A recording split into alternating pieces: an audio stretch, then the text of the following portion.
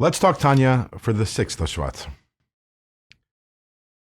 Yesterday we spoke about the idea that although we live in a world, a universe filled with creations, ultimately the only thing that really exists is God, and everything else is just a product, an outgrowth of God's creative powers. Okay? So now we understand when we say Shema Yisrael Hashem Elokeinu Hashem Echad, God is one. We understand what it means one. There is really nothing other than God. But at the same time, before God created the world, it seemed that he was having a much easier time than afterwards, because right now he's busy maintaining and creating and vivifying all of creation. That seems to be a huge change in God. For all those who have experienced it, we know that probably the biggest change in life happens when you have kids and you have to take care of them all the time. You can argue that the biggest childbirth ever was when God created the worlds, and now he has dependents. We're talking about billions and trillions of dependents, not only in this world, but in all the worlds. And another element of Achdus Hashem, of the unity of Hashem, is not only that there is only one God, but also that God is unchanged. As we say in davening in the morning, Atahu achalei nivra olam, Atahu mishanivra olam. You are before the world was created, and you are after the world was created, in a way that is unchanged. But how can we say that with all the creation that's going on, that God is unchanged? So to explain this, Dr. Rebbe says, we're talking here about the creative powers of God. What are those creative powers? So we know our sages tell us, Ba'asara ma'amares nivra ha'olam, the world was created with 10 utterances. There are 10 times in the book of Bereshis where God says, let there be this, let there be that, let there be the other.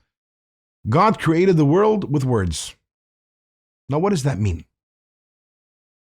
Words, voice, sound, those are all physical. And God obviously isn't physical. There was no big booming sound, booming voice that said, let there be light. So obviously when we're told that God created the world with words, there's something going on over here. We have to understand, what does that mean? And we'll be talking about that a little today. We'll be continuing on that discussion tomorrow. But the point that the Rebbe makes today in Tanya is, let's take words and let's analyze them for a moment. You say a few words. How significant are those few words in the context of your capacity for speech, or your ability to speak? Every one of us, we have the capacity to speak an infinite amount of words. There's no stopping us. As long as we're alive, we can talk and talk and talk and talk and talk. So relative to the capacity to speak, a few words really are very insignificant. Let's take that even a little further. Ultimately, as we've already learned, words are a garment to the soul. They are an expression of the soul. The soul itself is beyond words. There is me that expresses myself through the words. If a few words are insignificant relative to my capacity for speech, how much more so are those few words insignificant relative to who I am? And now let's take this and apply this to God. Yes, God created the world with a few words. What does that tell us about creation? That tells us just how significant creation is to God and how unimpacted he is by the creation. He let a few words slide and everything came into existence.